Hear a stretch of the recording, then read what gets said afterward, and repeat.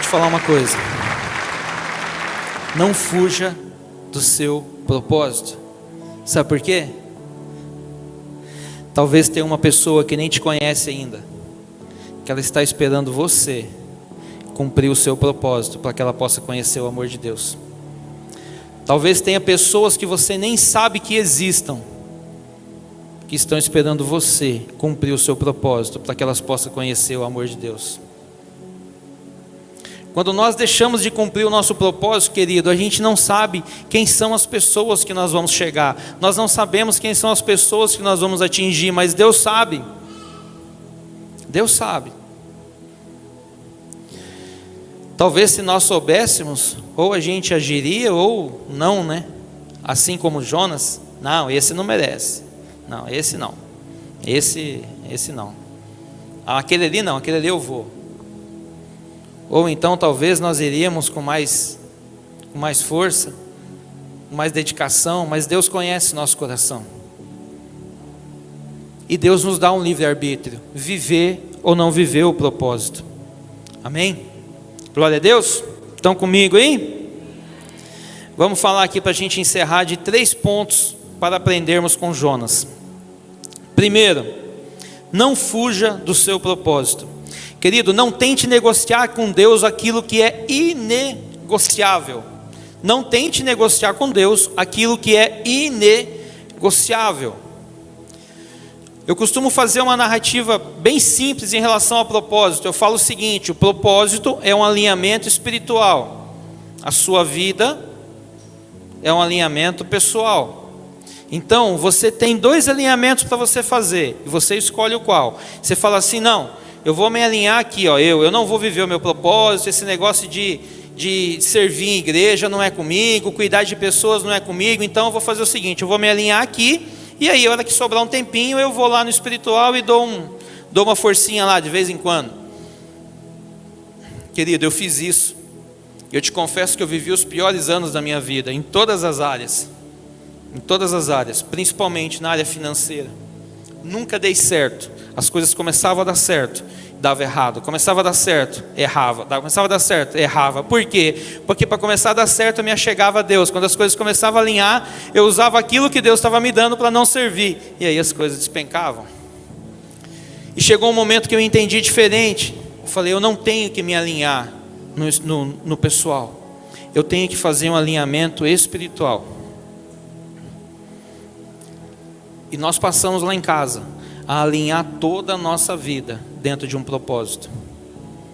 Toda a nossa vida dentro de um propósito. Esses dias, a minha sogra está aí. Dá um alô aí, sogra. Pastora Leia, amém? Veio passar uns dias com a gente. Nós estávamos lá em Cuiabá, e aí ela perguntou se a gente ia vir embora no domingo, né? A gente foi lá para o meu filho participar de uma corrida. E aí o meu do meio falou assim para ela: não, vó, nós temos que ir embora. Nós temos que estar no culto.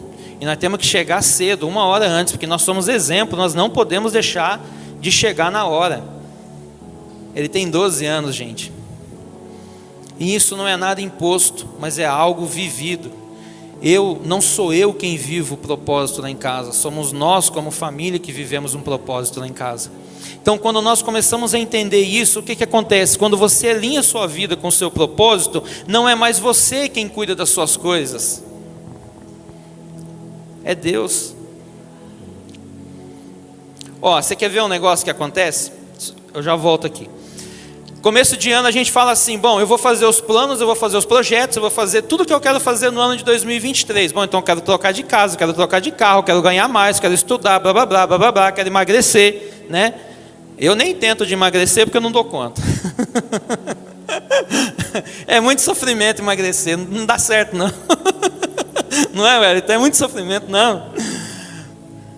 A gente faz esses projetos, e é normal, e é certo, e nós devemos fazer. Eu faço. Onde é que está o nosso erro?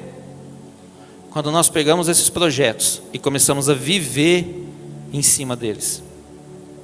Quando eu pego o meu projeto de uma casa nova, de um emprego melhor, de um salário melhor, de de poder crescer profissionalmente, eu começo a viver em função disso. E aí você começa a fazer assim, você está na linha de propósito, aí você pega os seus sonhos, os seus projetos, você começa a fazer aquela curva bem suave assim. Quando você vê, você saiu do seu propósito e você está mergulhado naquilo que você planejou. E aí o que Deus faz? Ele fala assim, meu querido, aí é você, aí não é eu. Aí ele tira a mão. Quando ele tira a mão, o que acontece com a gente? É como se estivesse num balanço, né? Ele está segurando lá em cima, ele tirou a mão, vai lá embaixo. E como é que a gente deve fazer, Jefferson? É assim, eu tenho os meus sonhos, cada um de nós aqui tem, nós temos os nossos projetos, nós sabemos onde nós estamos e aonde nós queremos ir, amém? Amém? Temos isso, não temos? Mas o meu foco tem que estar onde? No meu propósito. O que é que vai fazer com que essas coisas deem certo? Eu viver o meu propósito. Porque quando eu vivo o meu propósito, quem cuida dos meus sonhos, dos meus projetos, dos meus objetivos, não sou mais eu, é Deus. Quando eu sonho o sonho de Deus, Deus sonha os meus. Aí você fala assim, então você quer dizer que não precisa nem trabalhar mais. Não, você vai trabalhar, você vai continuar tendo a tua vida normal. Mas se uma hora você tiver que escolher entre você trabalhar e entre você servir a Deus, a minha decisão já está feita. Eu vou para o meu propósito. E quando eu alinho, quando a minha vida está alinhada no propósito, todas as demais coisas vos serão acrescentadas. Confia no Senhor teu Deus sobre todas as coisas e tudo vos será. Querido, se Deus tem um propósito para nós, quem sou eu para não confiar nele? Se ele é o perfeito em tudo que ele faz, quem sou eu para questionar ele? O que eu tenho que fazer? Entrar de cabeça e vou lá, vou viver o meu propósito.